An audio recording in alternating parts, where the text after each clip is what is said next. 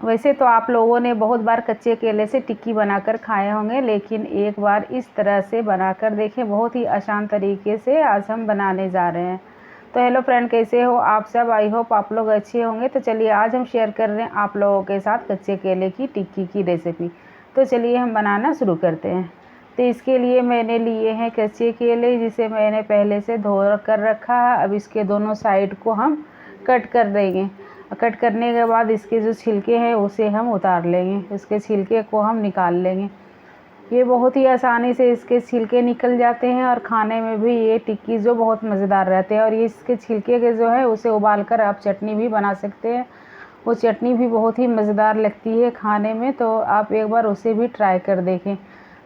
तो चलिए अब हम इसे छील लेते हैं। इसी तरह से हम सारे को छील कर तैयार पहले कर लेंगे। उसके बाद इसके छोटे छोटे से टुकड़े हम कर लेंगे। आप इसे बड़े टुकड़े में भी इसे बॉयल कर सकते हैं, इसे उबाल सकते हैं, लेकिन आप इसके छोटे टुकड़े कर देंगे तो ये बहुत ही आसानी से जल्दी से कुक हो जाएंगे, जल्दी से गल जाएंगे। इसी तरह से हमें सारे केले को इसी तरह से छील कर इसके टुकड़े कर लेने हैं। तो आप देख सकते हैं कि सारे टुकड़े हो गए हैं। अब एक बर्तन में मैंने पानी रखा। पानी थोड़े से गर्म हो जाए उसके बाद हम सारे केले को इसमें डाल देंगे और इसे डालकर हम इसे 10 से 15 मिनट ही इसे कुक होने देंगे। तो ये बहुत ही जल्दी से ये कुक हो जाते हैं, बहुत ही जल्दी से आसानी से ये गल जाते हैं।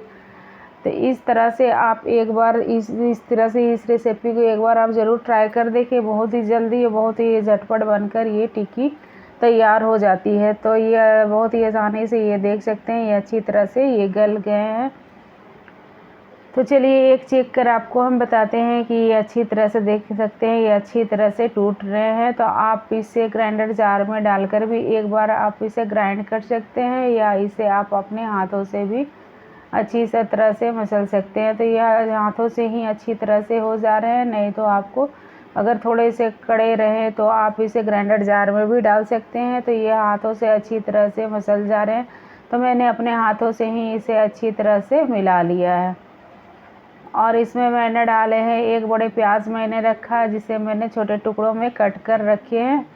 तो आप इसमें प्याज डालें और मैंने इसमें डाला है 3 से 4 हरी मिर्च। तो तीखा आप अपने टेस्ट के हिसाब से डालें जिस तरह से आपको पसंद है। और एक टुकड़ी मैंने इसमें डाला है अदरक का, जिसे मैंने छोटे टुकड़ों में कट कर लिया है। और इसमें मैंने डाले हैं धनिया पत्ती। मैंने धनिया पत्ती ढेर सारे धनिया पत्ती डाले क्योंकि बाज़ार में बहुत आसानी से फ्रेश धनिया पत्ती मिल रहे हैं। और धनिया पत्ती से जो हमारे टिक्की का स्वाद भी बहुत अच्छा आता है। और ये रहा हमारा भुना चना। बहुत सारे लोग सत्तू नहीं जानते हैं कि सत्तू किस चीज़ को बोला जाता है। तो ये जो भुने चने रहते हैं उसके छिलके उतार कर आप इसे आसानी से घर में ग्राइंडर जार में पीस सकते हैं, ग्राइंड कर सकते हैं। वही हो गया आपको सत्तू। वैसे सत्तू मार्केट में बहुत आसानी से अवेलेबल होते हैं, बहुत आसानी से मिल जाते हैं। तो इसके कलर के लिए मैंने डाला है आधा चम्मच हल्दी पाउडर, और मैंने डाले हैं इसमें रेड चिल्ली पाउडर। स्वाद अनुसार नमक मैंने डाला है। और इसमें मैंने डाले हैं ये हमारे हो गए गरम मसाला। गरम मसाला जो हमारे घर के ही पीसे हुए हैं, घर के ही हमारे गरम मसाला बनाए हुए हैं। और इसमें 2 चम्मच मैंने डाला है नींबू का रस। तो नींबू का रस डालने से स्वाद ही बहुत अच्छा आता है, बहुत ही मज़ेदार खाने में लगते हैं। और इसमें मैंने सरसों के तेल ऐड किया है। ये कच्चा सरसों का तेल है। आप पकाकर तेल नहीं डालें, कच्चा डालें तो ही इससे स्वाद बहुत ही अच्छा आएगा टिक्की में। तो ये आसानी से तो आप ये देख सक रहे हैं इसके डो बनकर तैयार हो गए हैं। और अब अपने हाथों में थोड़े से तेल लगा लें, क्योंकि अगर आप हाथों में तेल लगा लेंगे तो ये आपके हाथ में चिपकेंगे नहीं और बहुत ही आसानी से इसके टिक्की बनकर तैयार हो जाएंगे। या आपको जिस तरह से शेप देना हो आप दे सकते हैं। तो मैंने इसे टिक्की का काट दिया है। इसी तरह से हमें सारे बना लेने हैं।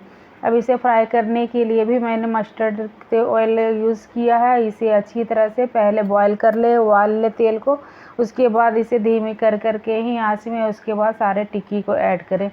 लेकिन तेल को अच्छी तरह से आप बॉईल कर लीजिएगा, नहीं तो ये कच्चापन लगेगा, जिससे टिक्की का टेस्ट जो है वो ख़राब हो जाएगा। तो इसी तरह से हमारे सारे टिक्की जितने हमारे बर्तन में अटे हैं उतने सारे टिक्की को हमें इसमें डाल देना है। और ये एक तरफ अच्छी तरह से जब सीख जाए, 1 से 2 मिनट हो जाए, उसके बाद ही हम इसे पलटेंगे, नहीं तो इसे टूटने का डर रहता है। वैसे ये टिक्की तो टूटते नहीं है। इसी तरह से हमें इसे उलटते पुलटते हुए इसे हमें कुरकुरा सा फ्राई कर लेना है। आँच को ज़्यादा हमें तेज़ नहीं करना, आँच को मध्यम में ही रखना है कि अच्छी तरह से अंदर से भी सीख जाए। और थोड़े धीमी आँच रहेंगे तो ये कुरकुरे भी बनेंगे। अगर आप तेज़ आँच में कर देंगे तो सिर्फ ऊपर की जो परत है, ऊपर की सतह है वो जल जाएगी, वो रेड हो जाएगी और अंदर अच्छी तरह से कुक नहीं होगी। तो इस तरह से हम थोड़े धीमी आंच रखेंगे तो हमारे अंदर भी अच्छी तरह से सिकेगी भी और ये जो टिक्की हमारे है कुरकुरे बनकर तैयार होगी। तो देखिए हमें उलटते पुलटते हुए ये अच्छी तरह से ये फ्राई हो गई। तो आप इसे देख सकते हैं कि अंदर भी अच्छी तरह से ये कुक हो गए हैं। तो चलिए दूसरे बैच को भी हम डाल देते हैं, डालकर हम इसे अच्छी तरह से इसी तरह से हम फ्राई कर लेते हैं।